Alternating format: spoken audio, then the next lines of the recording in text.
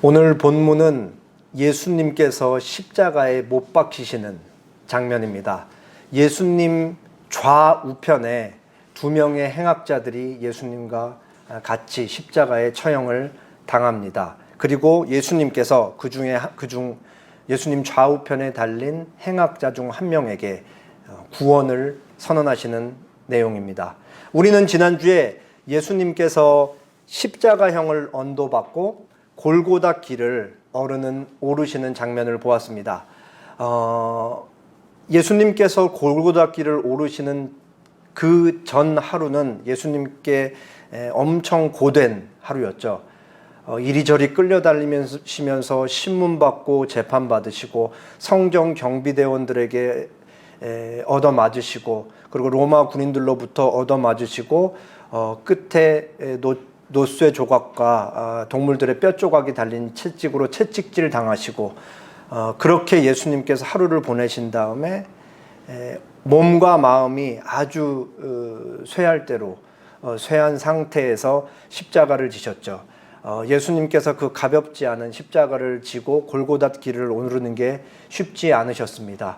그래서 로마 군병들은 그곳에 예수님께서 십자가에 처형을 당하는 행렬에 있었던 중 한 사람을 지목해서 예수님의 십자가를 대신 지게 하죠.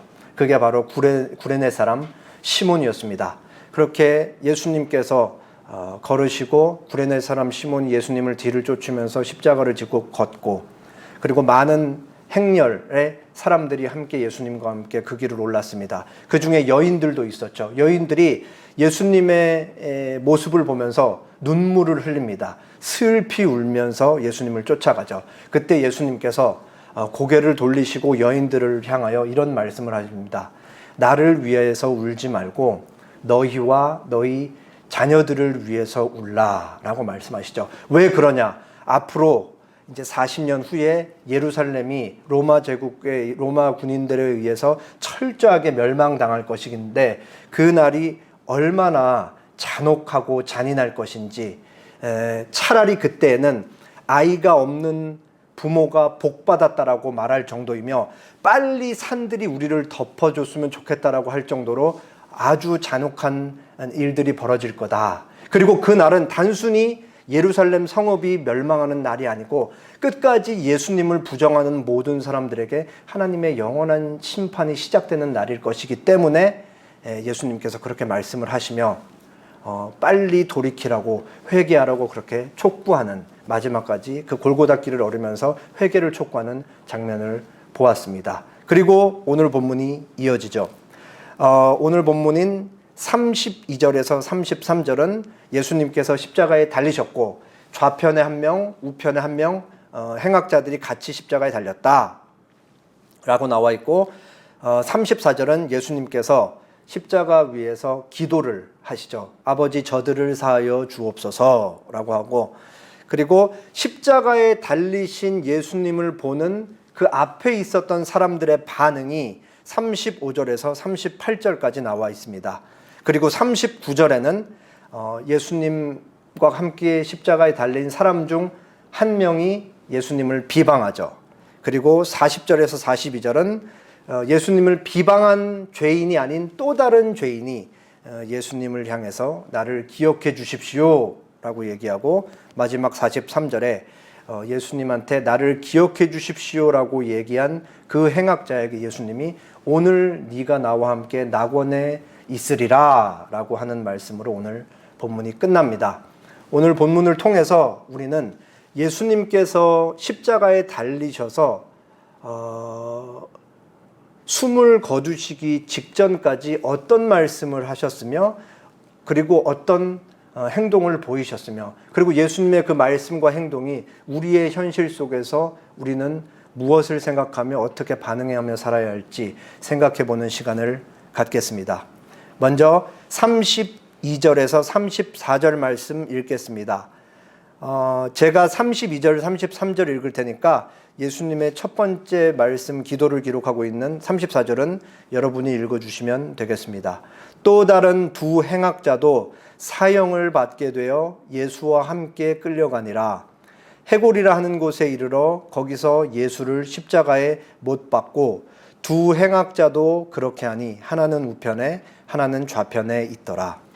이에 예수께서 이르시되 아버지 저들을 사하여 주옵소서. 자기들이 하는 것을 알지 못함이니이다 하시더라. 그들이 그의 옷을 나눠 재입고 보세.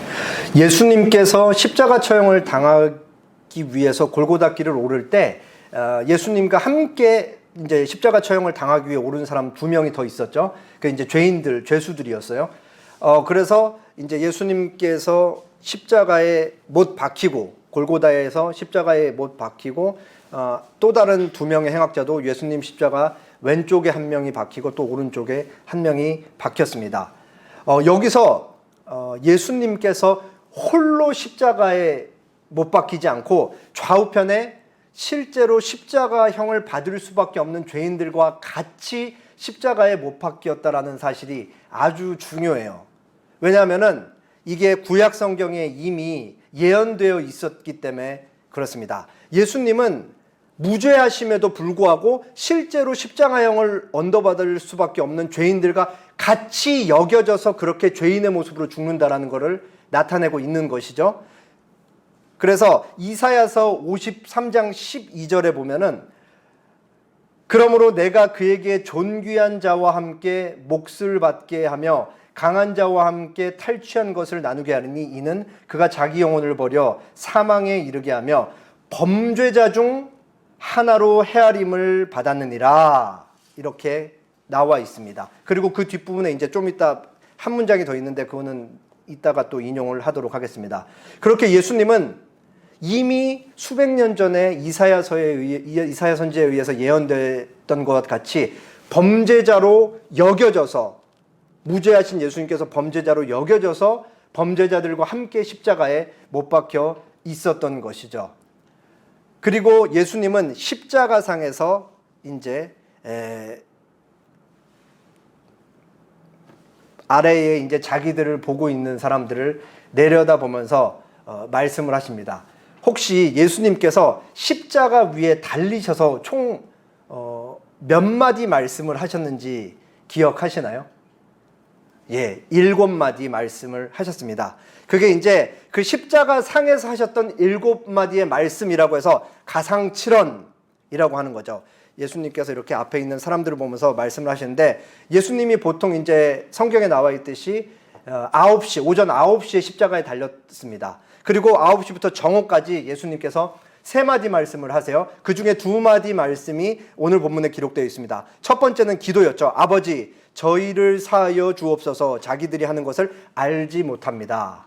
이게 첫 번째 말씀이었고, 두 번째 말씀이 예수님과 함께 십자가에 못 박힌 강도 한 명에게 하셨던 말씀이죠. 내가 진실로 내게 이르노니 오늘 너가 나와 함께 낙원에 있으리라. 그리고 예수님께서 앞에 있는 그 사도 요한에게, 그리고 예수님의 어머니 마리아에게 여자여 보소서, 사도 요한을 보면서 아들입니다 하고 사도 요한에게는 보라 내 어머니라 그러면서 사도 요한에게 자기 어머니를 부탁하는 말씀이 있죠. 그리고 12시부터 정오부터 3시까지 그때 엄청나게 어둠이 임하게 돼서 아무런 기록이 되어 있지 않고 3시가 거의 됐을 쯤에 예수님께서 4마디 말씀을 더하십니다. 그 중에 첫 번째가 나의 하나님 어찌하여 나를 버리셨습니까? 였던 것이고, 5번째는 내가 목마르다.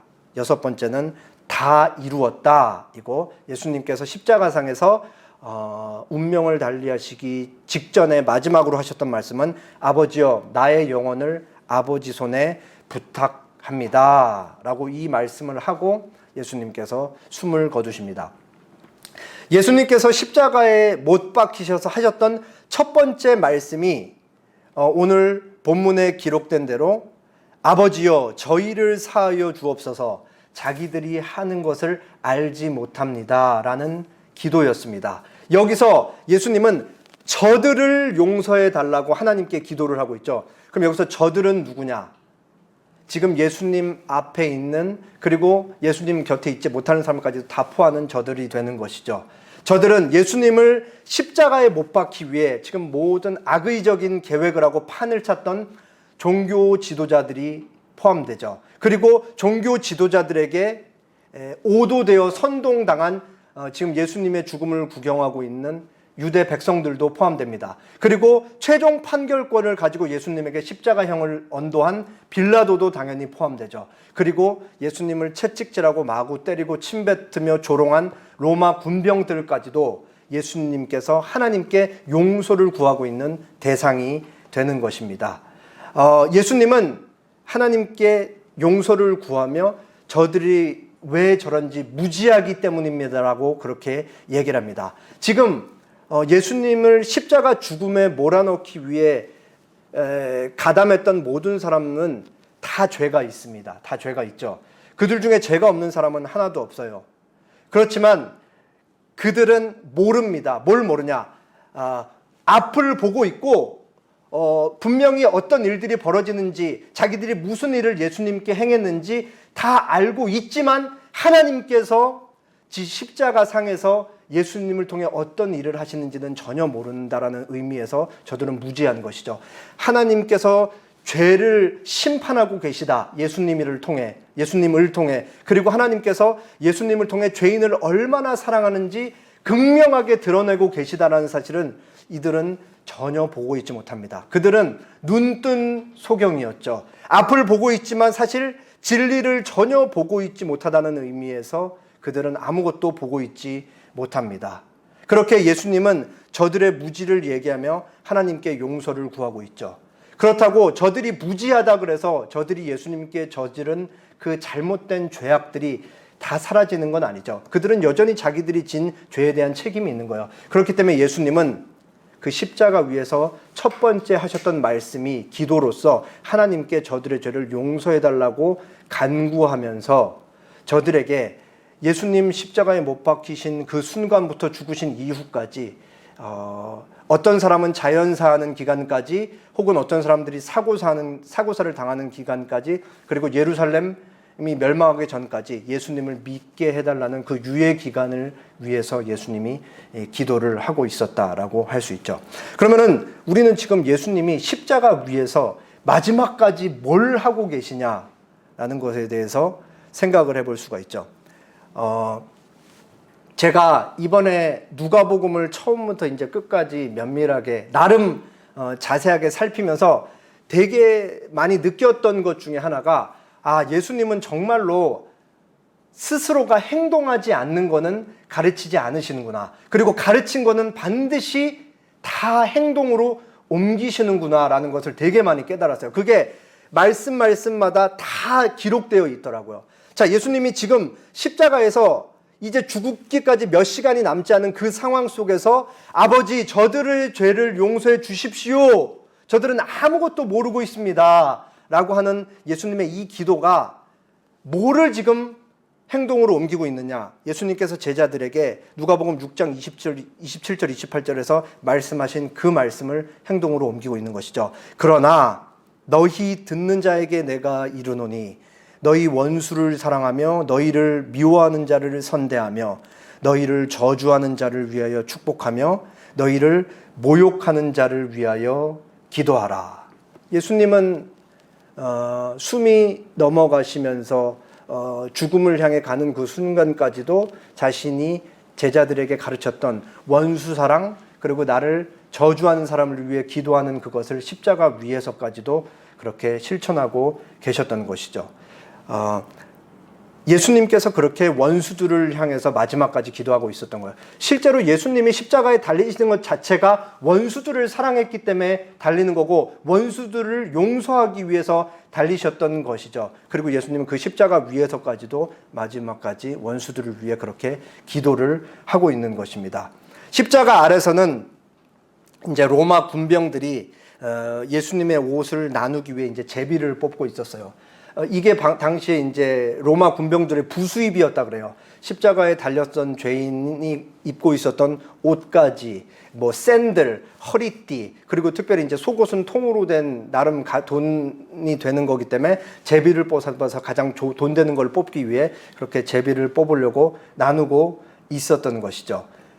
그런데 이 로마 군병들이 예수님 십자가 아래서 이 제비 뽑고 있었던 곳도 구약 성경에 기록되어 있습니다. 시편 22편 18절에 나와 있는데 시편 22편은 의인이 순환당하고 고난당하는 거에 대한 기록이에요. 시편 22편 18절에 뭐라고 나와 있냐? 내 겉옷을 나누며 속옷을 제비 뽑나이다. 메시아 예언시로 구본된 시편 중에 하나가 시편 22편인데 거기에 예수님의 십자가 아래서 로마 군병들이 예수님의 옷을 뽑기 위해 제비 뽑는 것도 이미 기록되어 있죠. 그리고 아까 소개했던 이사야서 53장 12절 제일 마지막 부분에도 그가 오실 메시아가 많은 사람의 죄를 담당하며 범죄자를 위해 기도하였느니라. 십자가에 달려서 그 앞에 있는 많은 범죄자들, 죄인들을 위해 기도했다는 것까지도 여기 이미 예언되고 있었죠. 이게 왜 중요하냐면 예수님께서 십자가에 달리시기 수백 년 전에 시편과 이사야서에 이 말씀들이 기록되어 있고 지금 예수님께서 십자가에 달리는 그 순간에 이 말씀들이 성취되고 있다는 게 왜 중요하냐? 하나님께 구원 역사를 이루어 가고 계시다라는 거예요. 이게 얼마나 신비로운 일이에요. 지금 예수님 주변에 있는 사람들은 다 그냥 자기가 눈으로 보고 경험하는 사건과 상황들에 자기가 옳은 대로 생각하면서 판단하고 행동하고 있는데 지금 하나님은 하나님의 구원 역사를 이루기 위해서 예수님을 십자가에 다시고 못 박으신 그 일을 하고 있는 것이죠. 그럼 앞에 있는 사람들은 여전히 자기들이 죄를 지으면서 예수님의 십자가를 못 받고 있는 거예요. 이게 우리로서는 정말 놀라운 신비라고 할 수밖에 없을 것입니다. 그렇게 하나님께서는 자신의 뜻을 이루고 계셨죠. 그리고 예수님은 십자가에서 지금 굉장히 모진 고통을 당하고 있어요. 먼저 예수님은 이 물리적인 육체적인 고통을 심하게 당하고 계시죠. 우리가 잘 알듯이 예수님은 이 손에 아마 여기 그 손등에 큰 대못이 박혔죠. 그리고 발 쪽에도 그 못이 박혔는데 십자가에 이렇게 사람이 달리면 이렇게 몸이 이렇게 아래쪽으로 처질 거 아니에요. 그러면은 그거를 올리기 위해서 어떻게 해요? 무릎을 약간 굽혔다가 피면서 다시 올라가고 숨을 좀 쉬는 거죠. 그리고 다시 몸이 떨어질 때마다 대못이 박힌 이 손등이 어떻게 돼요? 구멍이 점점점 커지고 다시 숨쉬기 위해 올리면은 발에 박힌 못도 숨이 커지고 이거를 계속 그리고 자세가 몸도 너무 아프니까 이렇게 막 뒤틀리고 이거를 계속 반복하다 보면 굉장히 심각한 이 갈증이 일어나고 그래서 이제 포도주를 입에 갖다 대고 뭐 그런 로마 군병들 그런 배려를 또 베푼다고 하는데 그리고 상상할 수 없는 그 두통이 온다라 그래요. 그래서 결국은 우리가 잘 알듯이 십자가의 사인이 뭐예요? 십자가형의 사인이 질식사이거나 그리고 심정지라고 하는 거예요. 그러니까 이 아주 예수님께서 극심한 고통을 당하시죠. 그런데 이거는 십자가형을 당하는 모든 죄인들이 똑같이 당하는 거예요. 예수님이 당하는 특별한 고통은 아닌 거죠. 그리고 예수님은 십자가 위에서 굉장히 심한 정신적인 고통을 당하셨죠. 보통 우리가 이제 화가들의 그림을 통해서 보는 거는 이제 예수님이 이제 속옷을 이렇게 걸치고 있는 거로 보이지만 사실 예수님은 지금 십자가 위에서 벌거벗고 계세요. 나체로 계시다고요.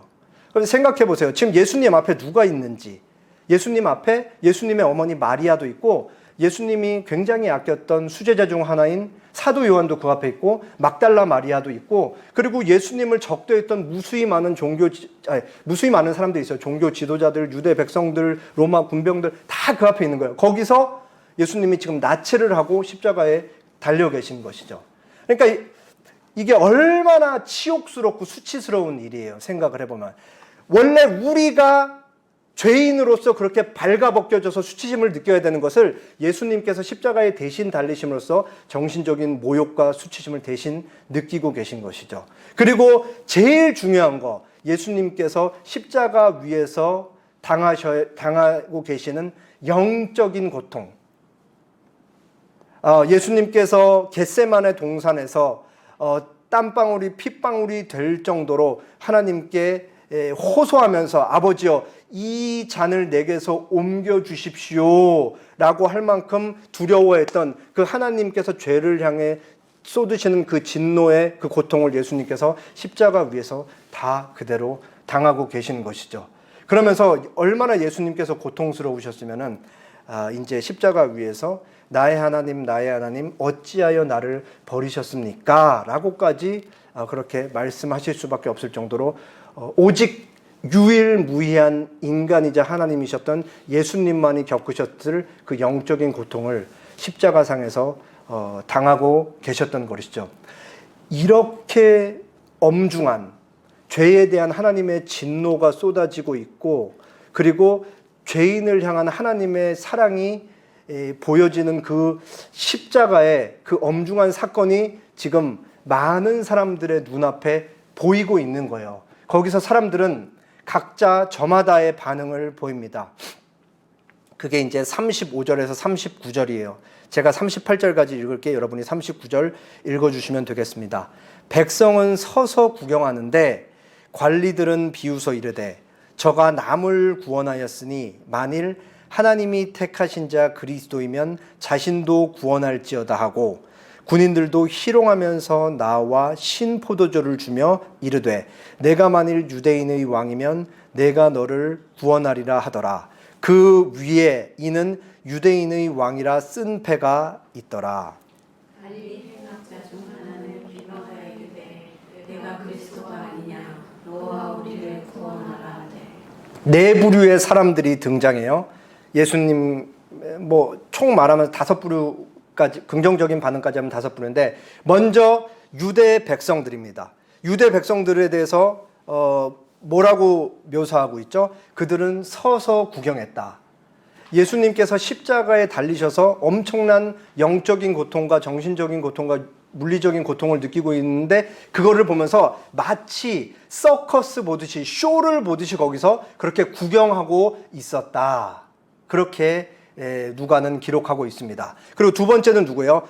관리들은 비웃었다라고 얘기해요. 여기서 관리들은 누구냐? 마태복음에 따르면 종교 지도자들, 그러니까 대제사장들, 서기관들, 그리고 장로들까지 포함한 그 유대 사회를 이끌고 있었던 사람들을 얘기해요. 그들은 예수님을 보면서 비웃습니다. 그러면서 뭐라고 얘기하냐? 저가 남을 구원하였으니 만일 하나님이 선택한 메시아 그리스도이면 너 자신도 구원할지어다 하면서 이제 자기들끼리 막 얘기를 하고 있는 거죠. 이 사람들은 모든 계획을 짜고 예수님을 십자가에 단 사람들이잖아요. 그걸로 만족하지 않는 거예요. 자기들의 승리를 만끽하면서 예수님을 조롱하면서 거기서 굉장히 히히덕거리면서 비웃고 있었던 거죠. 이게 당시 종교 지도자들의 만행이고 모습이었습니다. 세 번째는 로마 군인들이죠. 로마 군인들은 예수님을 조롱하고 희롱합니다. 그러면서 신포도주를 예수님께 주는 거죠. 여기서 신포도주는 제가 아까 말했던 그 십자가형을 당하는 사람들에게 고통을 경감해 주기 위해서 줬던 것이 아니고, 이 상황에서 로마 군인들이 예수님께 신포도주를 주는 거는 조롱의 의미인 거예요. 예수님이 네가 유대인의 왕이라고 하는데, 이때 당시에 이 사람들이 먹었던 신포도는 가난한 일반 백성들과 군인들이 먹었던 값싼 포도주인데 그것을 왕이신 예수님께 주면서 조롱을 하고 있는 거죠. 네가 왕이라고? 우리랑 똑같은 것을 먹을 포도주 주제밖에 안 되는 게, 이런 식으로 이제 조롱을 했던 거예요. 그러면서 뭐라고 얘기하냐? 네가 만일 유대인의 왕이면 너를 구원하라. 그렇게 얘기를 하면서 조롱합니다. 그리고 마지막, 예수님과 함께 십자가에 못 박힌 사람 중 한 명이 얘기하죠. 여기서 왼편에 앉은 사람이 예수님을 비방했을까요? 아니면 왼편에 못 박힌 사람이 예수님을 비방했을까요? 오른편에 앉은 사람이 예수님을 비방했을까요? 네, 모르는 게 정답입니다. 왜냐하면 성경이 얘기를 하고 있지 않기 때문이에요. 왼편인지 오른편인지는 모르겠지만 한 사람이 비방을 하면서 얘기를 하죠. 네가 그리스도가 아니냐? 너와 우리를 구원하라.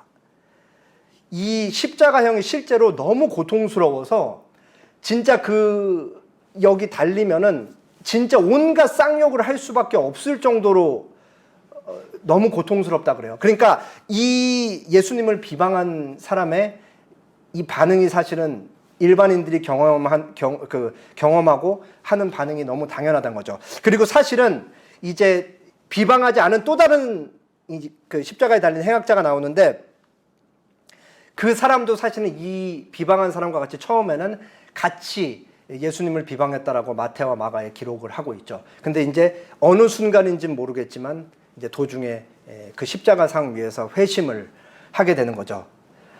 지금 예수님께 한 명은 십자가 위에서, 그리고 나머지 예수님께 보였던 반응을 보인 세 부류의 사람들, 이 사람들의 지배적인 반응은 전부 뭐예요? 십자가에 달린 예수님을 보면서 이 사람들이 보인 지배적인 반응은 조롱이에요. 네가 메시아고 네가 우리를 구원한다라고 왔는데 네가 십자가에 달린 네 꼴을 보는데 네가 무슨 메시아고 네가 무슨 왕이냐, 이렇게 조롱하고 있는 거죠. 왜 그래요? 이때 당시에 십자가라는 거는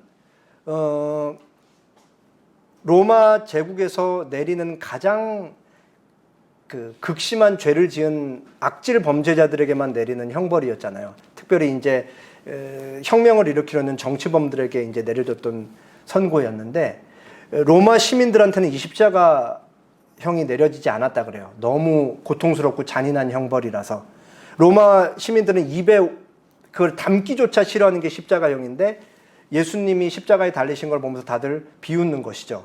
왕이 무슨 저렇게 십자가에 달리냐, 그저 로마 제국에 대항하다가 그냥 힘없이 십자가에 달린 한 명의 죄인일 뿐이다 라고 그렇게 다들 생각을 하는 겁니다. 대부분 부정적인 반응을 보일 때 십자가에 있었던 한 사람이 예수님께 긍정적인 반응을 보이죠. 예수님을 비방했던 또 다른 편에 있었던 죄수를 보면서 예수님을 비방하지 않은 사람이 예수님을 비방한 죄수에게 이렇게 얘기합니다. 그 사람을 꾸짖으면서 우리는 십자가에 달릴 만큼 실제로 악한 죄를 저질러서 여기 달린 게 너무나 당연하다. 그러나 우리 옆에 있는 예수 저 사람은 십자가에 달릴 만한 아무런 죄도 짓지 않았다라고 그렇게 얘기를 하죠. 그러면서 이 사람이 예수님께 어떤 부탁을 하냐. 예수님, 당신이 하나님 나라에 임하실 때에 나를 기억해 주십시오. 예수님께서 죽고 다시 오실 때 나를 꼭 기억해 주셔서 나를 같이 데리고 가 주십시오 라고 그렇게 부탁을 했던 거죠. 그러니까 예수님께서 이 사람의 얘기, 십자가 위에서 회심한 사람의 얘기를 듣고 뭐라고 선언을 해요? 내가 너에게 진실로 이르노니 오늘 네가 나와 함께 낙원에 있을 것이다. 이 사람은 나중을 얘기했지만 이제 십자가에 죽고 오늘 네가 나와 함께 낙원에 있을 것이다. 이 낙원이란 것은 오늘 만약에 우리가 죽는다고 하면 우리가 가는 그 천국을 얘기하는 거예요. 예수님께서 부활의 몸을 입고 이 땅에 재림하실 때 우리가 부활체를 입고 영원히 살게 될 새하늘과 새 땅과는 구별되는 그곳을 천국이고 그곳이 이제 낙원이라고 하는 것이죠. 예수님께서 이 사람에게 네가 오늘 나와 함께 낙원에 있을 것이다 라고 그렇게 선언을 했던 것이죠. 그리고 이 죄수는 죽음 직전에 예수님으로부터 천국에 대한 얘기를 듣고 구원을 받습니다. 오늘 본문에 보면 이제 예수님께서 십자가에 못 박히시는데 이 십자가라는 것은 하나님께서 여기 이 십자가를 통해 묘한 아이러니를 드러내고 계시는 것이죠. 십자가는 그 평화의 도구잖아요. 평화의 도구. 로마 제국 입장에서도 이거 십자가는 평화의 도구이고, 하나님께서 예수님을 십자가에 못 박아 죽으신 건 이 세상에 참된 평화를 이루기 위한 것이었잖아요. 자, 당시 세상을 대표하는 로마 제국에게 어떻게 이 십자가가 평화의 도구였을지 우리가 생각해 볼 수 있죠. 이 십자가라는 건 로마 제국이 세상을 통치하는 방식이었잖아요. 여기서 이 십자가는 모든 사람에게 공개된 처형인 것인데, 이 공개된 처형을 통해 로마 제국이 이 십자가를 보는 모든 종속국들의 백성에게 뭐를 얘기하는 거야? 일벌백계를 하면서 너희들 잘 봐라. 로마 제국에 저항하는 모든 사람들은 이렇게 고통을 죽기 직전까지 느끼면서 죽음을 맞이해야 된다라는 것을 경고성으로 보여주는 게 바로 이 십자가인 거예요. 우리가 여기서 뭘 알 수 있어요? 로마 제국에 대항하면은 이렇게 극심한 고통을 받으면서 죽어야 된다. 여기서 로마 제국이 평화를 만들어내기 위해서 사용하는 것이 이 십자가라는 폭력의 수단인 거죠. 평화를 도모하기 위해 폭력을 수단으로 쓰고 있는 게 세상 나라인 로마 제국의 방식이었던 거예요. 근데 우리가 역사를 통해서 알듯이 이 사람 로마 제국은 평화를 만들어내고 평화를 유지하기 위해 폭력이라는 십자가를 사용했지만 결국 역사상에서 뭐가 드러나요?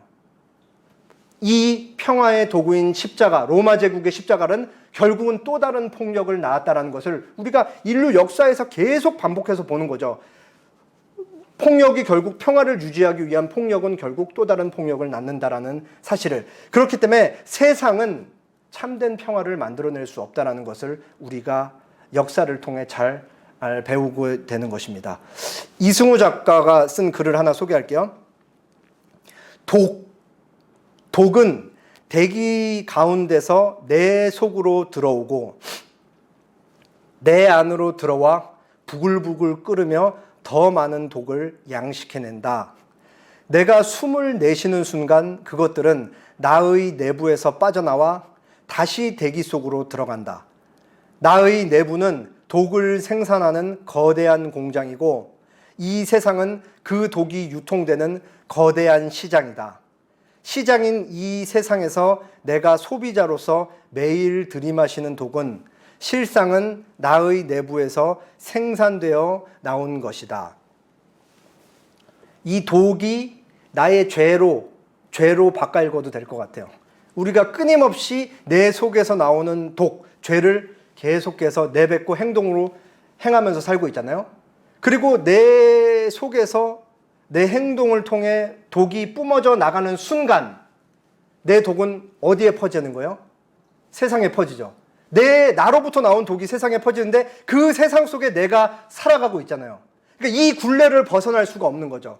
나도 독을 뿜어내고 저 사람도 뿜어내는 독 속에서 계속 세상은 쳇바퀴처럼 그렇게 그 굴레를 벗어날 수 없는데 그렇게 인간들이 서로 뿜어내는 독 속에서 우리는 그렇게 자충들을 주면서 그렇게 매일매일 살아가고 있다라는 것을 우리가 알 수 있죠. 로마 제국이 지금 자행하는 것 아니에요. 십자가를 통해 폭력을 통해 평화를 이루게 하지만 결국은 또 다른 폭력을 낳을 수 있다. 세상은 결국은 인간이 정말 마음속 깊숙한 곳에서 바라는 평화와 사랑을 줄 수 없다라는 것을 우리가 여기서 배울 수가 있는 것이죠. 세상에는 인간이 원하는 답은 없다라는 것을 우리가 배우게 되는 거예요. 이게 로마의 십자가인 거죠. 반면 하나님의 십자가, 예수님께서 달리신 십자가는 우리에게 어떤 의미가 있는 거예요? 로마 제국의 십자가와는 판이한 것이죠. 동일한 십자가이지만 내용은 전혀 다릅니다. 예수님은 로마 제국의 일벌백계를 당하는 희생양처럼 보이는 것이죠. 그러나 하나님은 십자가를 통해 죄인들을 살리는 일을 하고 계신 것이죠.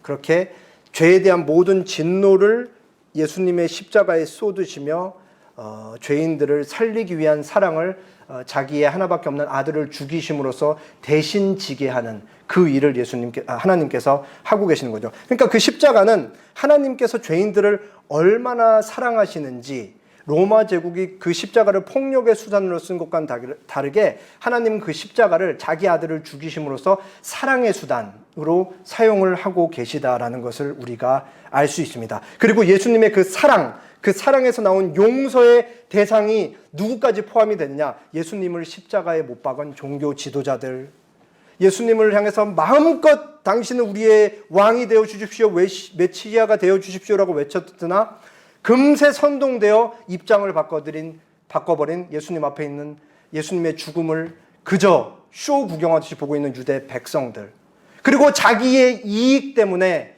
자기의 정치적인 생명을 유지하기 위해서 결국은 백성들을 만족시켜주기 위해 예수님을 죽음에 넘겨준 빌라도, 그리고 위에서 시키기 때문에 그냥 예수님을 심각하게 채찍질하고 또 자기들이 이 사람 보기에 흠모할 만한 것이 아무것도 없는 무시할 만한 사람이 되니까 침을 뱉어버리고 조롱하고 주먹으로 때리는 이 로마 군병들까지, 이 사람들이 지금 하나님께서 예수님을 통해 십자가에서 이루시는 그 크신 죄에 대한 징벌과 사랑을 보여주는 그 대상들이 그대로 되는 거예요. 그리고 우리도 죄인이라는 의미에서 예수님을 십자가에 못 박은데 가담한 장본인들인 것이죠. 예수님이 우리의 죄를 위해 십자가에 못 박히셨기 때문에. 그렇기 때문에 하나님께서는 지금 누구든지 예수님을 믿으면, 예수님의 십자가를 믿으면 용서받을 수 있다라고 그렇게 죄인들을 향해 십자가를 통해 그렇게 알려주고 널리 널리 계시하고 계신 거죠. 죄인들이 진정으로 살아날 수 있는 그 길을 지금 십자가상에서 하나님은 마련하고 계신 것입니다. 예수님께서 이 십자가상에서 첫 번째로 하셨던 말씀이자 기도, 아버지, 저들을 용서하여 주십시오. 저들은 자기들이 뭘 하는지 모릅니다. 라는 이 죽기 직전까지 예수님께서 사랑을 보이시면서 했던 용서의 기도가 어떻게 응답이 됐어요? 이제 예수님 죽고 얼마 지나지 않아 오순절에 이 예수님의 기도가 바로 응답됐잖아요. 3,000명의 유대 백성들이 회개하죠. 그리고 조금 더 얼마 지나지 않아 5,000명 이상 되는 유대인들이 회개해서 예루살렘 교회를 만드는 거 아니에요. 그리고 그거에 대한 열매에서 누가 있는 거예요? 우리가 알고 있는 그 스데반이 있는 거예요. 스데반이 예수님을 믿는 그리스도인이 된 다음에 복음을 증거하다가 예수님과 똑같이 사내들인 공회에 회부가 돼요. 거기서 막 구약 성경을 들어서 길게 얘기하고 예수님을 변호하는 설교를 하면서 복음을 전해요. 그러니까 그 얘기를 듣고 있었던 종교 지도자들이 마음에 깊은 찔림을 받거든요. 그럼 그 다음에 어떻게 하냐? 스데반을 성 밖으로 끌고 나가서 우리가 잘 아는 바울 되기 이전에 사울 있죠. 바울 앞에 탁 던져요. 그리고 어떻게 해요? 돌로 쳐서 죽여버리는 거예요. 바울 앞에서. 그때 스데반이 죽기 직전에 돌 맞으면서 죽어가면서 하나님께 했던 기도가 있어요. 그게 바로 예수님이 십자가상에서 첫 번째로 했던 기도예요. 아버지, 저들의 죄를 용서해 주십시오. 그거를 누가 보는 거예요? 바울이 보고 있는 거라고요. 바울이. 평생 그 스데반의 잔상, 돌 맞아 죽으면서 아버지, 저들의 죄를 용서해 주십시오 하는 그 스데반의 잔상이 바울을 그림자처럼 계속 따라다니는 거죠. 자, 바울이 조금, 이건 제 묵상의 결과입니다. 조금 느슨해지려 그러면 스데반 생각나고, 물론 바울은 부활하신 예수님을 만나서 회심을 하게 됐지만 스데반의 이 예수님을 본받은 삶이 바울의 회심 전에 있었던 거라는 사실을 우리가 부정할 수가 없는 거죠. 이게 바로 예수님의 십자가인 거예요. 사랑의 십자가인 거고. 그리고 그 진리를 쫓고 따르는 사람들이 로마 제국 세상이 줄 수 없는 폭력을 낳는 평화의 도구인 십자가가 아닌 사랑을 끊임없이 재생산하고 용서를 생산해내는 하나님의 십자가, 예수님이 달리신 십자가인 것이죠. 이렇게 하나님의 나라가 확장되는 것입니다라는 것을 우리가 알 수 있습니다. 아까 보여줬던 그림인데 이 위에 이제 빌라도가 쓴 패가 있죠. 거기에 이렇게 나와 있습니다. 3개의 국어로 쓰여 있어요. 이거 이제 그 화가가 그 요한복음 보고 그린 거예요. 제일 위에는 유대인들이 볼 수 있는 히브리어로 쓰여 있고, 그 아래는 그리스인들이 볼 수 있는 헬라어로 쓰여 있고, 그 아래는 로마인들이 볼 수 있는 라틴어로 쓰여 있습니다. 쓰여 있는 내용은 나사렛 예수 유대인의 왕이라고 이렇게 쓰여 있는 것이죠. 사람들은 조롱거리로 지금 이 나사렛 예수 유대인의 왕을 읽고 있지만 하나님은 실제로 예수님을 유대인의 왕으로 이 땅에 보내신 거예요. 그리고 하나님께서 예수님을 유대인의 왕으로 이 땅에 보내셨다라는 것은 하나님께서 예수님을 교회의 머리로 보내셨고 하나님 나라를 살아가는 하나님의 백성들의 왕으로 보내셨다라는 의미죠. 하나님께서 예수님을 하나님 나라를 살아가는 왕으로 보내셨다라는 의미는 우리는 하나님 나라의 백성으로서 예수님의 통치를 받으며 하루하루 살아간다라는 것을 알 수 있죠.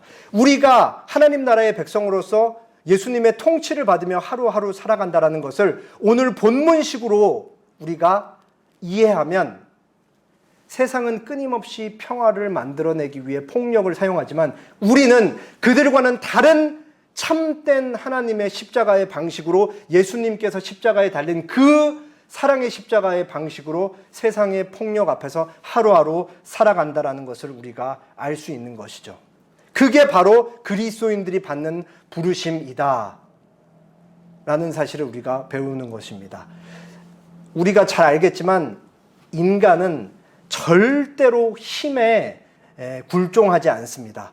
겉으로는 강한 정치자나 힘이 있는 사람 앞에서 적어도 살기 위해 항복하는 것처럼 보일 수 있지만 인간 영혼 내면의 이 깊은 곳에서는 인간은 절대로 힘에 항복하는 존재가 아니에요.